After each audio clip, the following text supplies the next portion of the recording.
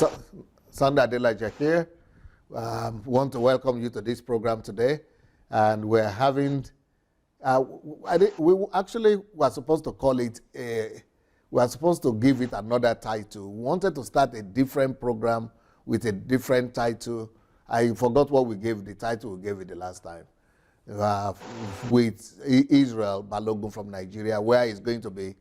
I think it's how Nigerian. I think how Nigeria thinks, or so how Nigerians think is what we want to call it. So it wants to be telling me and throwing me questions on the mindset of Nigerians, or I think it's going to be mindset of Nigerians, and so that it will be asking me and challenging me with the Nigerian mindset. So we are starting today. So we are going to have the logo later on and the banner for it. But we are starting today already about the mindset of Nigerians. So hello, Mr. Israel Balogun. How are you doing today? I'm fine, sir. Yeah, so it's your program, it's your show. So you are the host of this program. So I'm here to answer your questions. Okay, thank you very much, dear sir. And I'm so glad that you gave me the opportunity to share and to ask you questions. Mainly, when I was coming up with that topic we're about to discuss today, there's only one thing that came to my mind, and that thing was that this man is at that top. Will he be willing to come down to my level and answer me and attend to my questions? Because knowing the people of your calibers in our own settings here, you can't even get close to their protocol, talk less of getting close to them. I am so glad that you gave me the assurance that you will attest and you will give answer to any question whatsoever that I am willing to ask you. Yes, and I'm going to comment on that. The more, I am trying to introduce a new form of Christianity in Nigeria. And I'm trying to introduce what I believe is Christ Christianity. It's kingdom Christianity. And one of the areas that this is going to be manifested, that I try my best to show this, is in my accessibility to people. I try to be accessible to people. But if that one, number one, I consciously take the decision to be accessible because I have a history of being denied access. When I was growing up in Nigeria, even my grandmother would be invited to a party or to a public function, and they would not allow me to go there. They would not let me in to the meeting where my grandmother is being let in. Why? Because I was dirty, I was not having clothes, I was having wounds all over my body. So since I was like 5, 6 years old, I've always been thinking that anytime God gives me the opportunity, anytime God gives me the opportunity, I will do my best to that. No matter how high God elevates me, I will always be accessible to everybody. I will do my best that nobody will experience the type of rejection and the type of dejection that I experienced as a person, and especially because of the status. So I took that decision even before I became born again. If you have listened to my story, and I told a lot of my stories in the book, in my series on confidence, I spoke about that. That is number one reason why I am naturally accessible to people. Number two reason, coming to Europe has helped me. Because in Europe here, no matter how high you are, people are accessible to you. And even as a pastor, I am accessible to my people. It's not a stress to me at all. Firstly, because it's a conscious decision. Secondly, because this environment here, makes you to be much more simple than big man mentality in Nigeria. Then number three, I had somebody say this one time, and I bought to it as my own philosophy of life, that if anybody could access God, if anybody have access to God easily, Who am I that they will not have access to me? Now, but since I started coming out on these live broadcasts to do video live broadcasts like this, I have also discovered the challenge that Nigerian leaders have that is making them not to be easily accessible, and that is making them to have protocol and to put people off. Because in Europe here, a lot of them have a sense of measure, a sense of moderation, and a sense of, they know how to control it. They don't just come and disturb you and sit on your head. Some people will do that, but a lot of them, they are conscious about your space. They will not roughen your space too much. They will not some of them will abuse it, but most of them will not. Most of them will not abuse it. So it's not such a challenge. And my friends have been telling me all the while that, Pastor Sunday, you cannot be like this when you go home to Nigeria, because Africans will abuse it. And I've been saying, no, I will remain the same. And I still hope to remain the same. But right now, I am thinking, I started really finding it difficult, because since I've been on the line, on Facebook line, for 3 years now, for 3 years. And every year, every spring like this, every March, April, every spring, some people who are on my platform, who are coming to listen to me, come up with some stories about me and with some accusations. I'm saying, these Africans, I live here in Europe for 30 years. I've only had accusations like that maybe once or twice. But I've been on my platform for 3 years. Every year, in those 3 years, some people will come up with some stories and accusations against me. So recently, I experienced such a thing again. And these people, I've never even met them.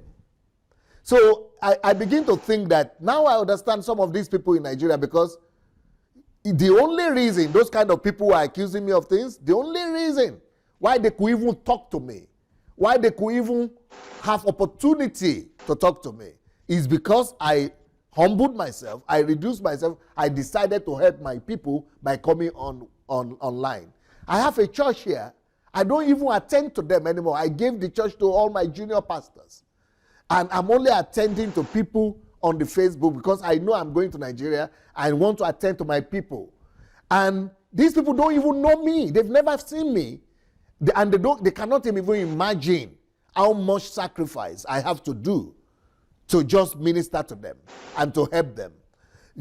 First of all, because of what I believe, they don't even know what it means to have relationship with Oyedepo, Adeboye, anybody you want in Nigeria, Paul Enenche, and all of them, even TB Joshua, Chris Oyakilome, all of them were calling me. I could call any one of them and get them right like this.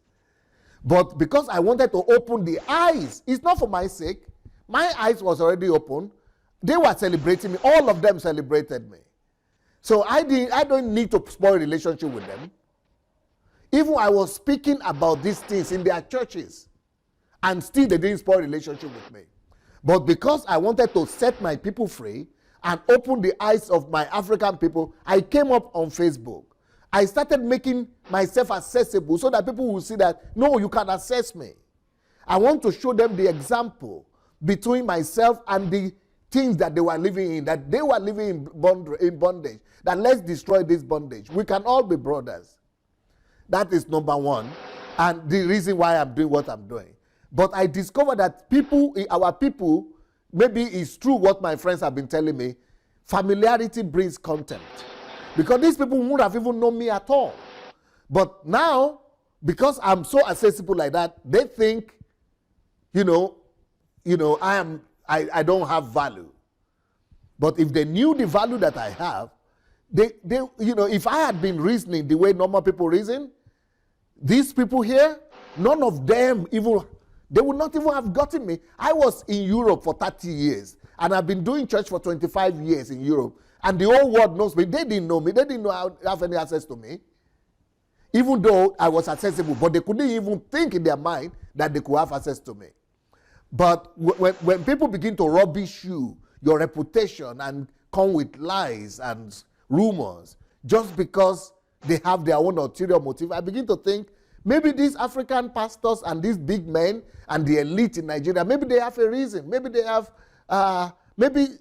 have been abused so much like this, and that they just want to keep these people off. Because the last rumors that people are spreading, somebody who called himself my disciple went ahead and started, telling that I'm selling books and I'm a liar, I'm not reliable, I'm using people. I say, hey, look at me, look at it. How can I, what are you giving me? I'm not taking your tithe, I'm not taking your offering, you never gave me anything. 1 hour of my day is $1,000. I spend 6 hours online every day just to minister to people. That's $6,000 if I was to use that time for something else. So who is spending what? Who is spending? Who is using who? I did a series on leader and on leadership. The name of the series is A Leader is a Ladder.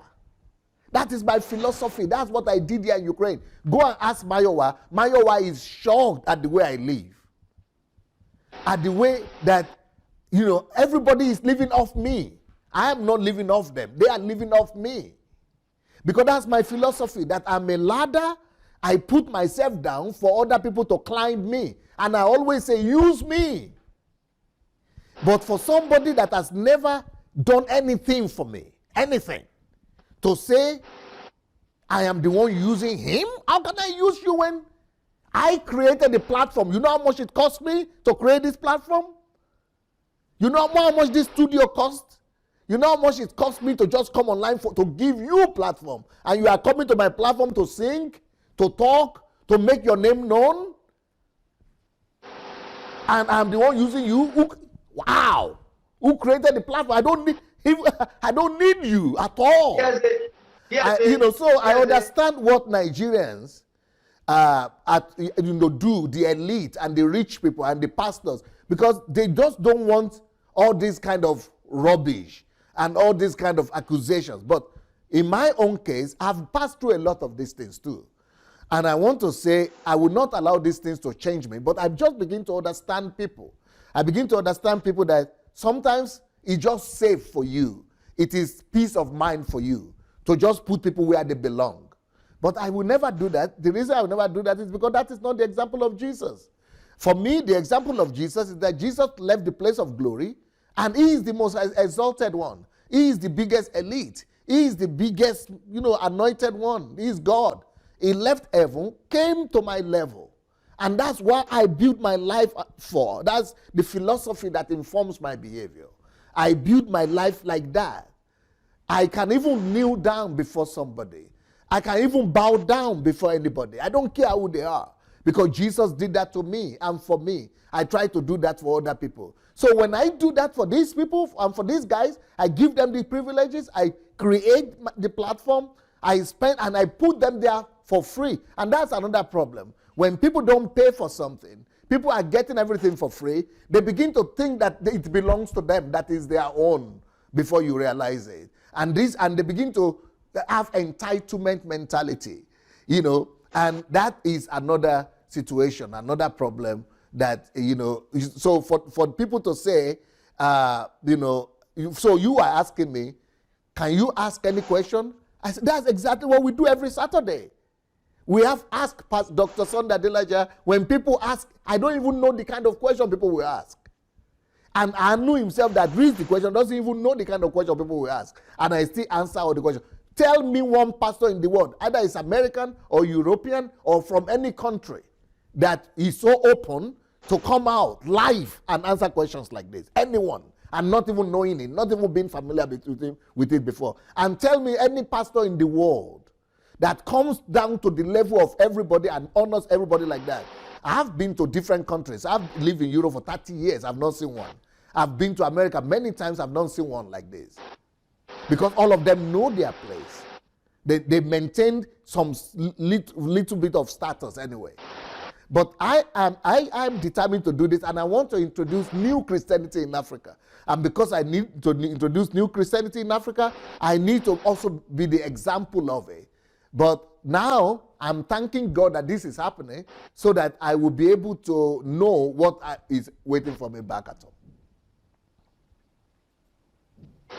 Yes, thank you very much. I think some of the things you have said may have answered other questions I'm having for you. No, you have to still ask them, because when you ask them, I will be able to answer them more concretely. I only saw the topic now, so I tried to touch the topic a little bit, but you still need to ask your questions. Come again, sir. You said? Yeah, I said, even if what I've said doesn't matter, just ask all the questions you need to ask. Okay. So I was trying to give background to reason why this topic was formulated, and then what I intended to achieve after the whole hour spent together with you. The reason, the background information that people need to know is that this program was actually, this topic was put together for one reason and one reason alone. There are many people who have seen this opportunity of accessing you as a medium for them to be able to talk to themselves anyhow. So as a medium of them to talk to you anyhow. And then many people also who are committed and followers of you are also concerned about you will not come out and be responding to them. That could tantamount to coming down to their level. Or what do you say? So I decided to come out and ask some questions that others may want to ask you, and having you answering them in publicly to everyone who cares to hear. And also, I believe many people will still call in to tell you, sir, that this is not taken for granted. And I can tell you that with everything inside of me, that this is highly appreciated what you are doing for us. Nevertheless, I also want to say that everyone who is listening to me now should be ready to call in and express their own appreciation for these little things you are doing that you don't know how far it has gone to even install dignity and honor back to so many of us. Some people who think that they don't amount to anything in life because of the way they've been treated are now finding value back to themselves, are now seeing themselves worthwhile because somebody of your level will come down and come in with them. So that was the reason why this topic was given. That look, we have to force this man to speak on these things publicly, because left to him, he will not talk. He will not even come down to that level and be defending himself on anything. And none of us can defend him rightly, because I even warn them, do not defend me because you don't know anything. You may not know anything right. So we decided to bring you out and ask you to speak on this issue and let everyone hear it. The process of bringing people into this platform is what I want to speak on. Secondly, because people need to have this background understanding before I go deeper into what we're about to discuss today. People come on this platform. I'm one of the individuals who is privileged to have this international platform to speak. And I want to say how this platform has become a platform where you are given opportunity to speak, and then when you get to that platform, all you are expecting is that they will one day pay you or give you money. We will get there, sir, because you are going to answer and tell people to know the truth. Because many people are all over the place saying, he didn't give me this, he didn't give me that. I will get there, sir. The process of bringing people to this platform entails that many people apply for them by themselves that I would love to speak. Because I've made my research, I've consulted the person who is in charge of inviting people. And I asked the person, I said, look, tell me, how do you get people to come to this platform? You see that you go after people and tell them, come, I will give you money, come and talk. I can give my own example. I listened to your interview on how God took you from Nigeria to Ukraine, how you suffer working, carrying wood and all stuff, how you have to sell OG. to survive. And I just started there. I said, your story is not far from mine. Then you said, tell me your story. And you called me on that very day. I told you and I narrated my story. And you said, would I mind to come on your platform and share the story? Coming to share the story on that platform has brought nothing but good to me. It has brought nothing but good to me. So other people who have been brought on this platform also were individuals who voluntarily say, I am interested in coming to share my kingdom fruits. Since I've been listening to DSA, these are the things I've achieved, I've been able to do. I want to come and share. So nobody is forced to come and speak. Secondly, people come when you see people who are creative and innovative power. When you are trying to bring those who are doing something great in Africa, bringing them to the platform, to the global platform. I remember a guy who got the best teacher award that was brought to this platform. That little opportunity has led to so many doors opening for him. Many people who are doing something at the local level in the secret places that nobody sees them, this platform has given the opportunity to be seen by the world. So no one, and I've done my research, no one has ever been coerced, forced, or bribed to come and speak on this platform. I'm trying to lay a background before I go further. I'm trying to lay a background. And then I said, if you want to come, we have different platforms, Kingdom Fruit, Creativity's Hour, special program, book review, and everyone who are invited to speak or to come and talk is an individual who voluntarily say, I want to come. We also have people who have cancelled their own interview as well. People have called and said, no, I'm no longer coming. Cancel it. We are not forced to come and do that. They are not forced to come and do that. So now, for individuals who now go further to say, I was exposed, they exposed me to the world. Now I'm suffering. Now I'm no longer hiding anything. They've left me and suffer me. Yes, let me ask you directly. Is there at any point in time when you promise anyone money so that the person can come and talk? Particularly, do you promise Evangelist Teresa that if you come to speak on my platform, I will give you money? Do you promise her before she comes to talk, sir? Oh, no. No, not at all. Not at all.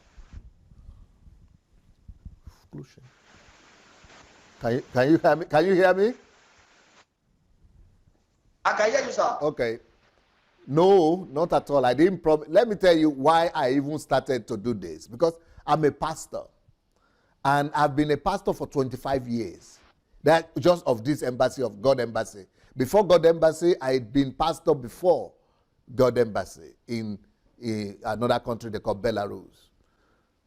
So, but as pastor of the Embassy of God alone, 25 years. I'm an experienced person. And I know what God used me to do as a pastor of this Embassy of God Church. One of the secrets that God taught me is that He wants me to be a ladder throughout life for other people. A ladder and a bridge. So I built my whole ministry as a ladder to anybody that has aspiration. Aspiration to cross from where they are to have a dream, to their dream where they want to go to. And there is always a gap between where you are and where you want to go to. I want to be that bridge that will lie down so that you will climb through me, on me, or ride on me to get to your destination. So that is who I am by philosophy. And it's only thanks to that if you listen to testimonies of people from the Embassy of God, it's like everybody is a giant. It's like everybody is, is incredibly, they are doing things that is normal human being cannot understand. How can these people be born again? How can these people be born again 2-3 years ago or 5 years and they are already becoming so great like this? And this is because I use my resources, I lie down, and I allow them to climb on me to become whoever they want to be. I have an experience in that. When God taught me on how to make $1 million, how to become a millionaire in US dollars, I taught people. And in the next 3 years, I raised up 200 millionaires in US dollars. when I saw my people that were coming from drug addiction, from alcoholism, that were poor, I started training. I started doing business training for them. And in 3 years, we raised up 2,500 businesses, and 200 of them were millionaires. So this is what I've done, is track record. There are people, human beings that are alive here today that can testify to that. But forget even about money. But let's even talk about, if you go to my YouTube page and just say Ukrainian testimony, Sunday Adelaja, Ukrainian members testimony, or just go and look for incredible testimonies. You will see testimonies of people. It's not testimony of car or of material things, of people becoming things that they never dreamt they could become. But these are white people. But I've prayed to God that God give me an opportunity to be able to do at least 10% or some percentage of what I've done for these people, for my people also in Nigeria. So when God gave us the opportunity to come online like this, I knew what to do. I created a platform. Before, the first year, I was only coming and speaking because I needed to encourage people and build in them new philosophies, new principles of life, new virtues.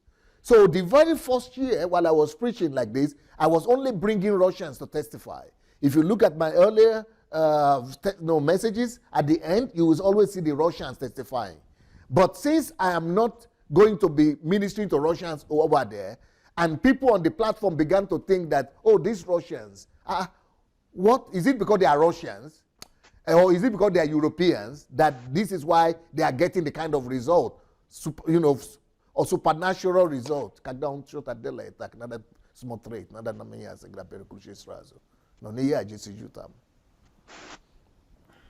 So our people began to think that it's because they are white people. That's why they're having those kind of results. Other people are saying, oh, it's because they are Russians. Russians are tough. The Russians have been trained to become like that, to have results. Other people are saying, oh, it's because they don't have demons. Like Africans have principal, what they call it, generational curses. That's why those people have the kind of success they have. So, but I was telling them from the beginning that I will teach you 1 year. By the time I finish teaching you 1 year, you will be having similar results. So after 1 year of training people on live broadcasts like this, I said, even if you are just new, go and listen to my messages. By the time you listen to 200 of them, you will be having the same kind of testimonies as the Russians. So that is why I started to the first one, Kingdom Fruits, to showcase that no, you are not inferior as a black man. No generational curses is stronger than the gospel of the kingdom that we are preaching to you. And I'm trying to tell them it is because you have not had the gospel. That's why you've not been able to produce this kind of result. It's because people have not trained you. They have not given you the truth. You will know this truth and you will begin to have the same kind of results. So that's why I started the Kingdom Fruit. To let them know and let others know that these are no more Russians who are testifying. These are now Africans from different countries, from different backgrounds. And they have only been listening to me maybe for 6 months or 3 months or 5 months or 1 year, and look the change that has taken place in their lives. That is number one reason why I started that one. The second reason why I started is because I knew that we need to raise up a new generation of Christians and a new generation of preachers. So I decided to use my 30 years of ministry and 25 years of pastoral ministry to put it as a shoulder for anybody, and my reputation, my name of what I've done. So I'm using myself as a shoulder, and I'm bringing you to climb on that shoulder so that you could see far. So everybody that has come on this platform, I am creating a platform for them. Let Oyedepo do that for anybody. Let Adeboye do that for anybody. Let Benihin do that for anybody. Let Pastor Chris do that for anybody. Nobody will do that for anybody.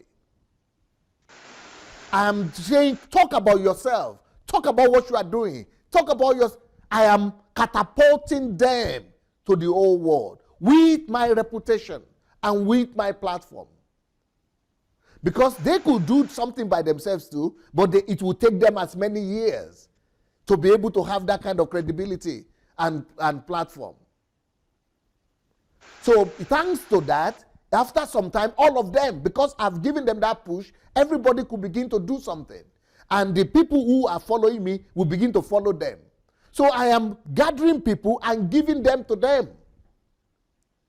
Funny enough, so when somebody goes crazy like that and begin to talk all rubbish about me, those same people that I gave to them, they will now believe them and go with them and leave me. But I don't care, because I always tell people, you are not my members. I don't have membership. I don't believe in membership. You use any word, follower, maybe follower, but you don't follow me. I tell people, you don't follow me, you follow Jesus. I even tell people, don't follow me. Follow the truth that I preach. Follow the truth, don't follow me. And don't ever go and think that I'm infallible. And that's why I'm even happy that these kind of things happen from time to time, because it shows that I am in fact, let's even assume that everything they are saying is true. And I don't even want to convince them that it's not true. Let people who want to believe that everything that, if you go to the internet, you will see so many negative things written about me.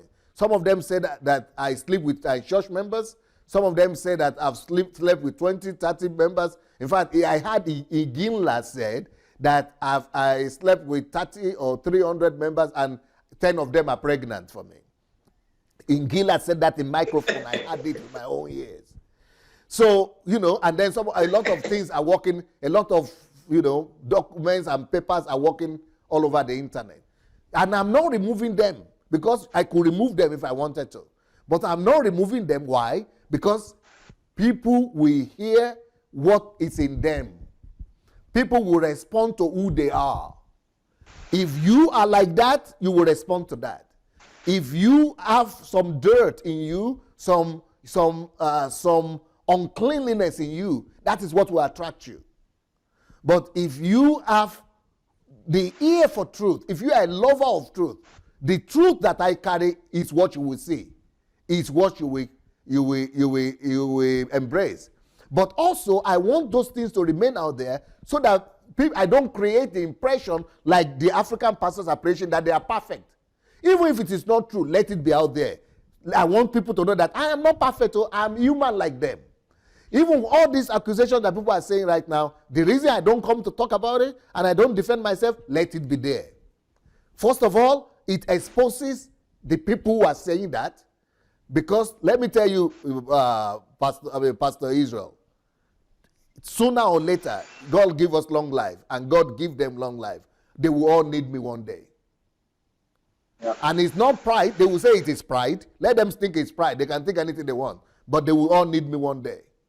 And the fact that I am right now in Ukraine and limited, I'm not in Nigeria yet, it is also God's plan. Because if I've gone out and all my possibilities and resources would have been, I wouldn't have been able to discover and see what is inside people. And the people also who are following them, thank God that they are the people who believe them. Thank God that they believe them, because that is like, a sieve. So those lies and those rumors, they are sieving people around me. They are cleaning my environment, because those things will only attract, like magnet, only metallic people who are ionic, people who have some dirt, some element in them, something that is not pure. So I am glad that it's there. But also, I tell people, you are not following me. If you are following me, you are going to constantly get disappointed. And some people will say, oh, we don't expect DSA like that. We are disappointed. You have to be disappointed, because DSA is not your father. It's not your Lord. It's not your Savior. You shouldn't have your faith in me. Have faith in Christ only. That is one of the things we are trying to bring to Africa. And when the situation with Suleiman happened, I did a whole video that this is why this kind of situation will never stop happening to men of God. It will keep on happening, so that our illusion that men of God are perfect or men of God are special in the sense that they will never be able to sin, so that it will be broken. We are all fallible. I am number one fallible. I am a sinner like everybody else, but I have grace. I've contacted God's grace. I'm trying my best. I'm a lover of God, lover of people. But I will never say, follow me. It's not me you are following. I can say, follow my faith, like Paul said. Follow me like I follow Christ. But don't put your faith in me. Put your faith in God. Build personal relationship with God. And I try my best in all my teachings to always talk about personal relationship. Personal relationship. That's why I don't take membership here. That's why I don't go to the groups. Even the groups that carry my name, I don't go in there.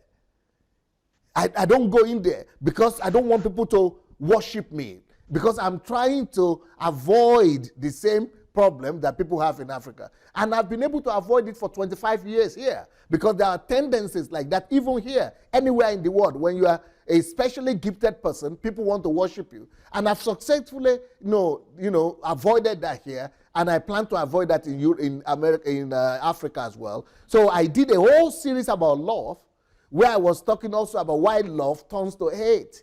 I told them in that teachings, people who have been following me know, that if you idolize me, God will allow you to see something in me that you don't like, and you will come against me. If you idolize me, God will allow something to happen, even me to do something that is wrong. And I'm capable of doing something that is wrong, that will make you mad. It's not about me. So now let's come back to your question about Evangelist Teresa. I heard about Evangelist Teresa 11 years ago, no, let me say 12 years ago, when she first left synagogue.